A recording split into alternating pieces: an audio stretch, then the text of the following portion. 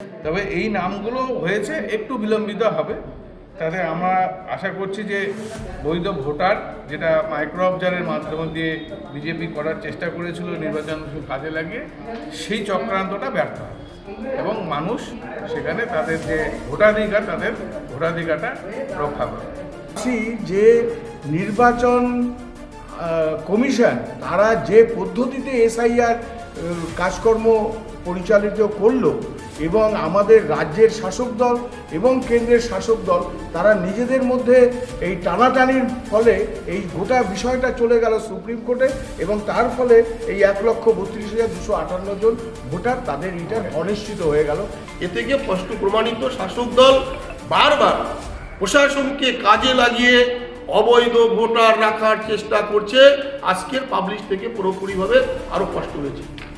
SIR এ শনিবার চূড়ান্ত voter তালিকা প্রকাশ করল নির্বাচন কমিশন। দক্ষিণ দিনাজপুর জেলার মোট ভোটার 12,32,065 জন। এর মধ্যে পুরুষ ভোটার 6,34,670 জন এবং মহিলা 5,97,349 জন। অন্যদিকে তৃতীয় লিঙ্গের ভোটার রয়েছে 46 জন। এর আগে ভোটার ছিল 13,31,548। এবারের ভোটার তালিকায় নাম থাকা 1,32,258 জনের নথি যাচাই করবেন হাইকোর্ট নিযুক্ত 12 জন বিচারক। এদের মধ্যে নাম বাদ গেলে তাতে ভোটারের মোট সংখ্যাও কমবে।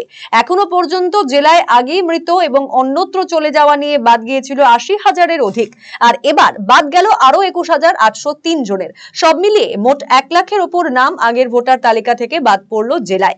পাশাপাশি জেলা নির্বাচনী আধিকারিক তথা জেলা শাসক জানিয়েছেন, নতুনভাবে ভোটার হতে চেয়ে নাম তোলার প্রক্রিয়া জারি রয়েছে জেলায়। চলবে প্রার্থীপদ প্রত্যাহারের দিন পর্যন্ত। যদিও এদিন নতুন এই তালিকা হাতে পেয়ে অসন্তোষ প্রকাশ করেছে বিভিন্ন দলের প্রতিনিধিরা। তাদের অভিযোগ, সুপ্রিম কোর্টের নির্দেশের আগে যেভাবে নাম বাদ দেওয়া হয়েছে তাতে অনেক ভোটার বাদ পড়ে যাওয়ার আশঙ্কা থাকলেও থাকতে পারে। ভোটার লিস্টে যেটা দেখাচ্ছে সেটা হচ্ছে আমাদের জেলায় 1,32,258 জন এখনো এরা জুডিশিয়াল যারা আছেন তাদের আন্ডারে আছেন, এরা অনগোয়িং প্রসেস। আর এখানে ডিলিট হয়েছে যেটা 21,803 জন। এটা নিয়ে আমাদের কনফিউশন আছে, কারণ এটা কিছুটা উদ্দেশ্য প্রণীতভাবে, আপনারা জানেন যে এবারের এসআইআর প্রক্রিয়াটাই উদ্দেশ্য প্রণীতভাবে হচ্ছে। মমতা ব্যানার্জি সুপ্রিম কোর্টে গিয়ে যে তার বিরোধিতা করেছিলেন সুপ্রিম কোর্ট, সেই মমতা ব্যানার্জি আপিলকে মান্যতা দিয়েছেন এবং মানুষের যাতে নাম বাদ না যায়, সুপ্রিম কোর্ট মমতা ব্যানার্জির যে আবেদন ছিল সেটাকে গ্রহণযোগ্য মনে করে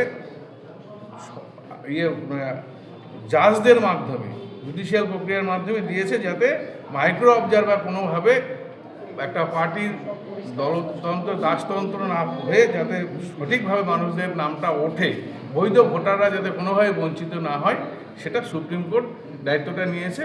সেটা আমরা ভাবছি যে এটা সঠিকভাবেই এবার প্রকাশিত হবে। কিন্তু যা জানতে পারলাম তাতে খুব আমরা খুব আতঙ্কিত এবং খুব চিন্তিত যে আমাদের জেলার প্রায় 1,32,258 জন ভোটার, তাদের ভোটার তালিকায় নাম থাকবে কি থাকবে না এখন পর্যন্ত অনিশ্চিত, বিচারাধীন, এবং সেটা কবে ভোটার তালিকার সাথে যুক্ত হবে সেটাও নিশ্চিত করে আমাদের জেলা নির্বাচন আধিকারিক আজকে আমাদেরকে বলতে পারলেন না। এবং আমাদের সবচেয়ে চিন্তার ব্যাপার হলো যে আমাদের 42 হরিরামপুর বিধানসভা, সেখানে 31,801 জনের তাদের এখনও বিচারাধীন, আর কুসুমন্ডিতে 27,954, কুমারগঞ্জে 29,607, তপনে 15,906, গঙ্গারামপুরে 20,413, বালুরঘাটে খুবই কম, বালুরঘাটে আপনার 6,577। এই অবস্থা। এই 1,32,258 জন। এখন এই ভোটারটা নিয়ে আমাদের খুবই চিন্তার কারণ। অন্যদিকে তৃণমূলের বিরুদ্ধে অবৈধ ভোটারদের তালিকায় রেখে দেওয়ার অভিযোগ তুলেছে বিজেপি নেতৃত্ব। 12,32,065 জন নিশ্চিত হয়েছে এদের ভোটার, বাকি আর 1,32,258 জন এরা এখনও বিচারাধীন আছে। এদের কি হবে? আমরা যে বিষয়টা বারবার সন্দেহ করেছিলাম সেই বিষয়টা আজকেও আমরা দেখতে পাচ্ছি।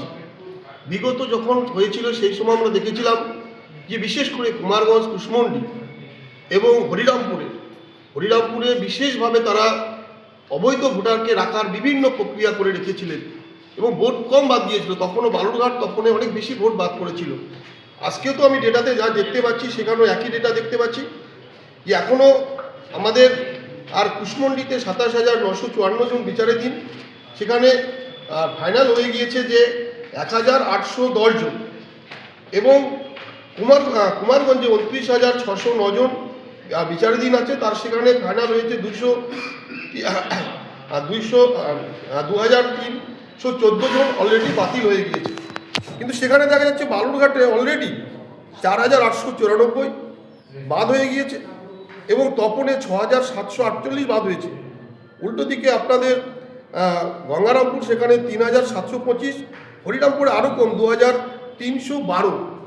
এই যে ইয়ারোরা বারবার ইয়ারোরা এবং এখানকার শাসক দল ইয়ারোর মাধ্যম দিয়ে অবৈধ ভোটার রাখার যে চেষ্টা করেছিল, আজকের যে পাবলিশ হয়েছে সেখান থেকে স্পষ্ট আরেকবার প্রমাণিত হচ্ছে। আরসিটিভি সংবাদ, বালুরঘাট।